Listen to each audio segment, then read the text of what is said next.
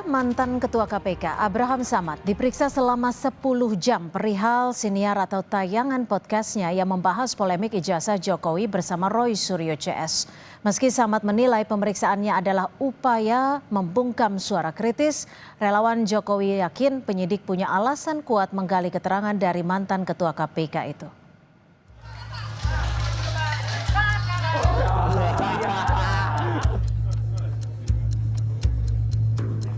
Usai namanya ramai dibincangkan karena disebut-sebut menjadi satu dari 12 orang terlapor kasus ijazah Jokowi, mantan Ketua KPK Abraham Samad Rabu pagi memenuhi panggilan penyidik Subdit Keamanan Negara Polda Metro Jaya. Samad menilai pertanyaan dari penyidik selama hampir 10 jam itu keluar dari substansi surat pemanggilan untuk menggali peristiwa tanggal 22 Januari. Menurut Samad, polisi lebih banyak menggali konten podcastnya bersama Roy Suryo, Dr. Tifa dan Rismon yang tayang di kanal YouTube-nya tanggal 22 Mei 2025. Dari pertanyaan-pertanyaan itu lebih banyak menanyakan tentang isi podcast saya. Isi wawancara saya terhadap Roy Suryo, Rismon, Dr. Tifa, Kurnia, dan Rizal Fadila. Ada upaya untuk membungkam kebebasan berpendapat, kebebasan berekspresi, dan sikap kritis dari masyarakat sipil, dan sekaligus mempersempit ruang demokrasi. Ini yang paling berbahaya. Namun, alasan kebebasan berpendapat yang dilontarkan Samad menurut pendukung Jokowi sudah sangat tendensius, hingga mengarah pada penghinaan dan pencemaran nama baik mantan wali kota Solo itu.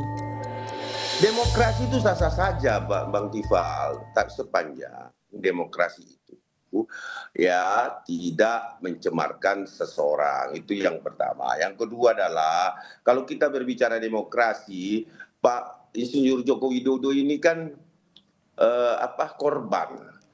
korban dari ujaran kebencian, korban dari fitnah, korban dari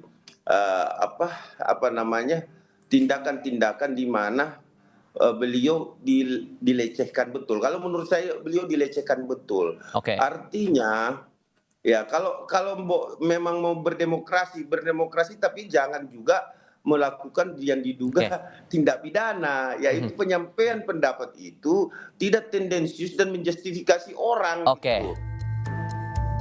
Subdit Keamanan Negara di Reskrimum Polda Metro Jaya saat ini masih memproses 6 laporan polisi, termasuk laporan yang dibuat Jokowi terkait pencemaran nama baik dan atau fitnah. Dalam kronologi yang disampaikan Jokowi saat membuat laporan, terdapat 5 nama, yakni Roy Suryo, Rismon Sianipar, Egy Sujana, Tifauzia Tiasuma, dan Kurnia Triroyani. Namun, setelah naik status penyidikan, para terlapor dalam perkara ini menjadi 12 orang, yang salah satunya adalah Abraham Samad. Tim Liputan Kompas TV. Merasa pemeriksaannya kemarin tidak sesuai konteks kasus dalam undangan penyidik, Abraham Samad meyakini ada upaya kriminalisasi dan pembatasan kebebasan berekspresi. Saya akan tanyakan langsung hal ini kepada Abraham Samad yang sudah terhubung melalui sambungan daring. Bang Abraham, 10 jam diperiksa, 56 pertanyaan pada 13 Agustus 2025 lalu. Betul ya, lokus tempus delictinya pada 22 Januari, ini peristiwa apa di 22 Januari ini, Bang Samad? Makanya pada saat saya awal diperiksa, ini terus yang saya perdebatkan dengan penyidik karena awal-awalnya tidak dijelaskan. Saya kan tidak tahu peristiwa apa yang terjadi di 22 Januari. Kalau menurut KUHAP kan seharusnya dijelaskan ya kepada saksi yang dipanggil untuk diminta keterangannya supaya dia bisa memberikan keterangan sesuai yang dia dengar, dia lihat dan dia rasakan. Itu kan saksi, kategorinya seperti itu. Namun Jadi, itu nggak dijelas-jelaskan. Nanti saat-saat mau terakhir baru dijelaskan. Oke, jadi saya konfirmasi kembali Bang Samad, sampai sore hari ini Anda tidak tahu mengapa tempus locus delictinya di 22 Januari. Kalau tanggal rilis podcastnya itu tanggal berapa? Podcastnya siapa, Mbak? Bang Samad, Yang bersama Kalau saya narasumber Roy Suryo, Dr. Tifa Ya, Rismon. kalau saya tuh mulai bulan kalau nggak salah ya antara Maret, April atau Mei. Jadi jauh sekali. Halo? Ya, ya, silakan. Kalau saya itu bulan April, Mei gitu ya, yang mulai wawancara mereka-mereka semua itu ya. Nah, sedangkan lokus yang kemarin dipersoalkan, yang menjadi lokus dan tempus delictinya, yaitu peristiwa tanggal 22 Januari 2025. Jadi berulang-ulang kita tanyakan, itu peristiwa apa? Dan terlalu lama, pertanyaannya lebih banyak mengenai hal-hal yang sifatnya data diri, misalnya SD di mana, SMP di mana, SMA di mana, S1 di mana, S2 di mana, kira-kira lebih banyak yang begitu sifatnya ya.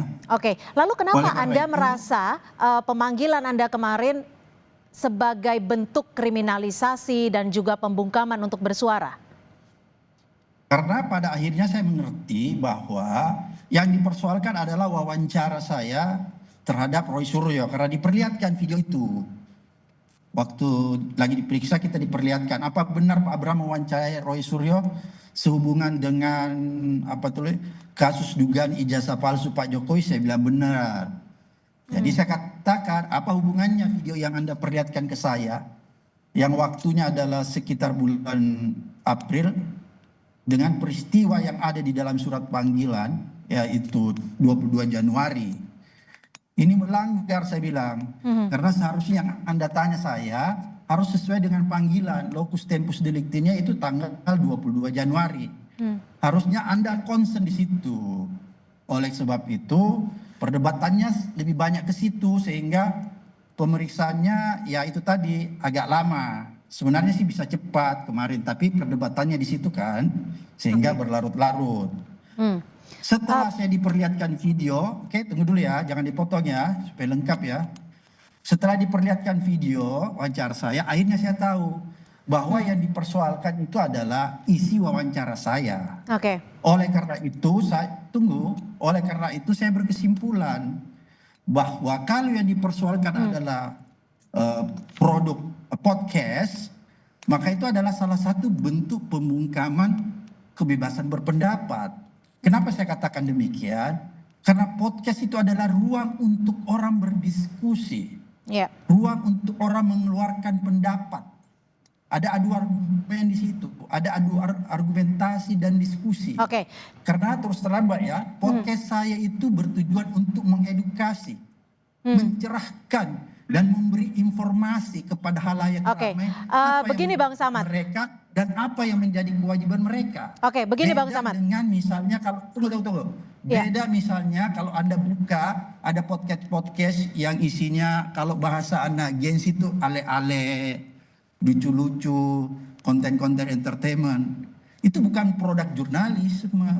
Gitu. Begini Bang Samad, Anda menyebut bahwa konten podcast Anda adalah edukasi hukum. Tapi Anda juga sebagai mantan ketua KPK terbiasa sebenarnya dengan verifikasi, dengan bukti-bukti. Tapi di podcast tersebut Anda tidak menghadirkan pihak dari Pak Jokowi. Yang Anda hadirkan hanya Roy Suryo, Dr. Tifa, Rismon, Kurnia, dan Riza Fadila. Tapi podcast saya ya setiap saat bisa digunakan sebagai tempat klarifikasi. Kalau ada seseorang atau ada masyarakat merasa sesuatu yang ditayangkan itu perlu ada keseimbangan, maka saya membuka ruang untuk mendatangkan mereka untuk melakukan klarifikasi di situ. Kan begitu. Jadi silahkan, karena kan kita sampai ke silahkan kalau ada yang mau kita bukakan ruang, silahkan kita klarifikasi. Lewat podcast itu kita undang mereka menjelaskan. Tapi ini kan nggak ada, kan gitu. Bang Samad, seperti itu. Jika memang kasus ini akan naik ke tahap selanjutnya, apa yang Anda akan lakukan? Apakah Anda juga mempertahankan konten-konten yang ada atau justru akan istilahnya mengkoreksinya? Dan apakah Anda siap jika nanti dibutuhkan uji kasus dalam podcast Anda ini sebagai bentuk dalam batas kebebasan bersuara dan berpendapat? Ya, oleh karena itu saya bilang kita tetap membuat ruang. Kalau orang keberatan, maka itu kan ruangnya ada klarifikasi ya. Ada hak jawab. Kan gitu kalau di media. Kan gitu. Jadi hak jawab itu kita bisa berikan. Dia tempat dan waktu untuk menyampaikan di podcast itu. Kan begitu, sederhana kan. Kalau misalnya ada media, ada narasumber merasa keberatan. Biasa kan disomasi gitu. Maka setelah kita tahu, kita berikan dia namanya hak jawab. Kan kalau di media silahkan. Kan begitu. Anda Tidak juga langsung menyebut dibawa ke ranah pidana. Tapi terlepas daripada itu sebenarnya, halo? Ya, silakan Bang Halo? Samad. Ya, silakan. Terlepas, masih bisa dilihat wajah saya? Iya. Terlihat dengan jelas Bang Samad, silakan. Tapi terlepas daripada itu semua, setelah saya menganalisa pertanyaan-pertanyaan kemarin, karena tidak sesuai lagi dengan tempus locus delicti tanggal 22 Januari, maka saya lihat bahwa proses yang terjadi kemarin itu adalah sebuah proses pemeriksaan yang bertentangan dengan kaidah-kaidah yang diatur di dalam kitab undang-undang hukum acara pidana. Oke, kami tangkap. Minta maaf, Mbak. Saya ini orang hukum, sudah 30 tahun di dunia ini dan mantan penyidik KPK. Sekarang singkat saja Bang Samad. Singkat saja, jika kasus ini kembali naik dan Anda jadi tersangka, Anda menyebut akan melawan dalam bentuk apa? Oh iya, saya akan melawan. Kenapa? Karena menurut saya ini bukan tentang Abraham Samad, tapi ini adalah sebuah proses, ya, nasib, sebuah aturan yang diatur di dalam konstitusi mengenai kebebasan orang berpendapat dan berekspresi. Karena kalau ini dilanggar, konstitusi dilanggar, orang dilindungi loh oleh konstitusi terhadap kebebasan orang berpendapat. Kalau ini dilanggar, dikriminalisasi, maka saya bisa pastikan ini sama dengan mempersempit ruang demokrasi.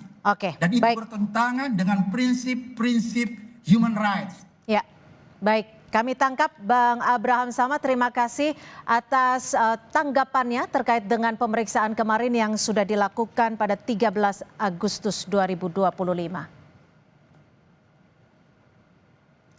Saudara, terkait dengan pemeriksaan Abraham Samad dalam kasus ijazah Jokowi, kami juga sudah terhubung dengan penasihat Kapolri, sudah ada Pak